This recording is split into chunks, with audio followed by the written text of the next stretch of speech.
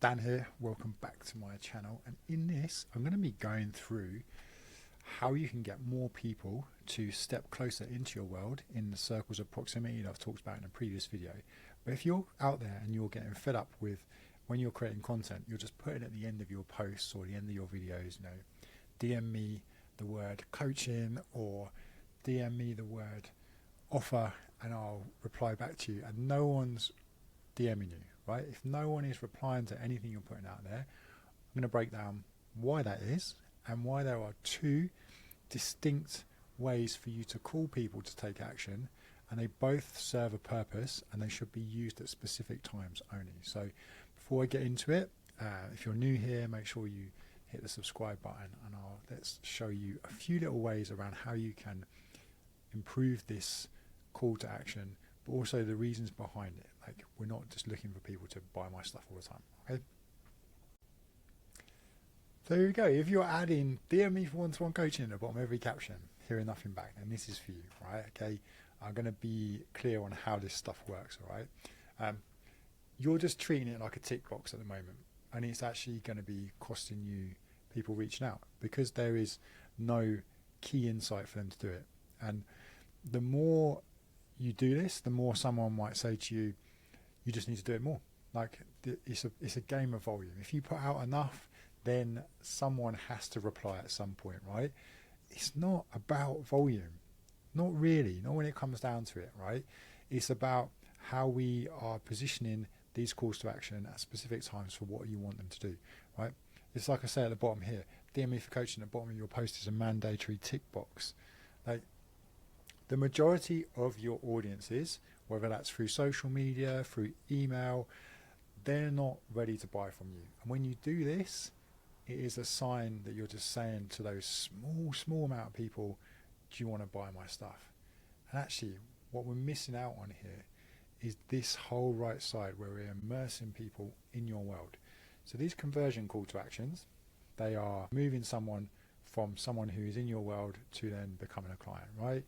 And it is DM me for coaching, book a call, send me a message about it. Like, that's what it is, right? It's the ones that everyone uses all the time and wonders why they don't work. There is another side to this, the immersion calls to action, as we call them. This is moving someone deeper into your world. So this is where we're earning attention from these people, right? We're wanting people to take a step closer, watch a different video, listen to a podcast, go and see your YouTube, join your email list, download a lead magnet, come through this little mini experience. That's what we're looking for when we're trying to immerse people into this world. These are the things that people aren't doing as much as they should be, and they're the things that are going to move the bigger amount of people into your world ready for when you want them to buy. So here's a little bit of maths. It's not really maths, but these are my diagrams, the best way I can describe it. 95% about are just not ready to buy from you, and probably even half of those will never buy from you, right? So you're trying to focus on this small 5% here that are ready to buy now whenever we put out those calls to actions. Immersion calls to action are giving the 95% something they can say yes to today because they're just not ready yet, but they might be ready to listen to your podcast. They might be ready to come over to YouTube or read your emails or download a lead magnet. That's what we should be focusing on, instead of just focusing on getting this small tiny amount to take an action. This compounds over time, right? So the trust is the thing that we're trying to do. You've heard the saying that there's a trust recession. There's not really a trust recession out there.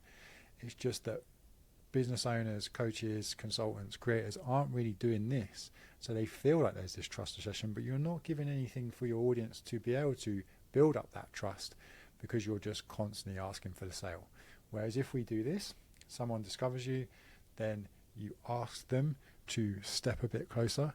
That's when your trust is going to compound as they move closer and closer. And then they start moving towards that 5% zone if they connect with you and they feel like you're the right person to help them, okay?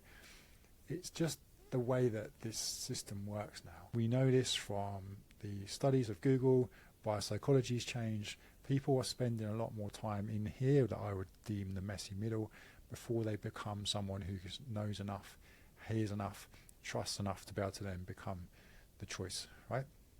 So how to think about it. Shop window versus the browse, okay? So here's the problem, right?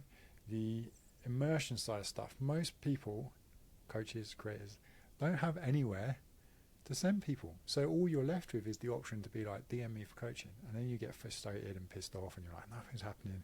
So we should be thinking more of social media being this shop front window where people can come and get a real good idea of what it is you do, see everything that goes on, connect with you, get a feel for your personality, and then we should be taking them away from social media somewhere else. That's the key. That's what we do with coaches we work with. We try and help them to build these systems, these ecosystems that take that attention away and put them into their world, because that's the thing that's going to start moving them closer to where you want them to be. Otherwise, we're competing against millions and millions of pieces of content every single day, and it's on a platform that you don't even own. Okay. So your task, your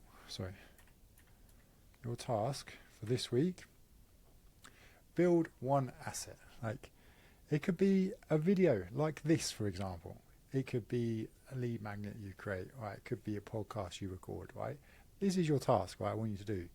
And then go through your content, and then any of those pieces of content where you have just done a tick box call to action, I want you to swap that piece of content, that call to action, for something that's more immersive. And this is what I want you to do. And get someone closer into your world. Now, once you start doing this, you'll see all different ways of you doing it throughout the week. Not just in content, in stories, in emails, in speaking to people in real life. Like, all these opportunities come up, okay?